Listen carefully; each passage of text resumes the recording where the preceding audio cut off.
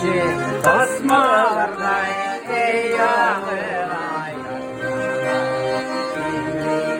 Su elleğinde dilsiz balılar garmınlar Ey dağılın faydasının mın faydasın ey duran Allah ile hem garımlı yaşlı gümülü sağlanan Ey dağılın faydasının mın faydasın ey duran Allah ile hem garımlı yaşlı gümülü sağlanan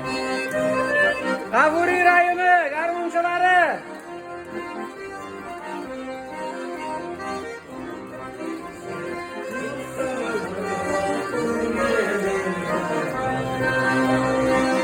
Turende talian garmon mung sağınır zarilay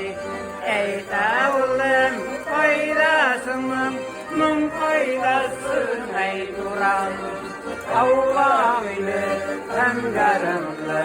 yaşlı gümülü sağlanan Ey tavulun faydasının mung faydasın ey duran Allah ile hem garımlı yaşlı gümülü sağlanan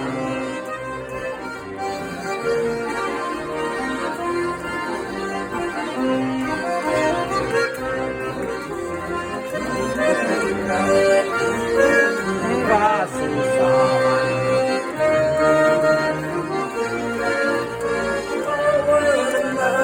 Yomaran Ey tavulun faydasının mın faydasın ey duran Allah ile hem garımlı yaşlı gümülü sağlanan Ey tavulun faydasının mın faydasın ey duran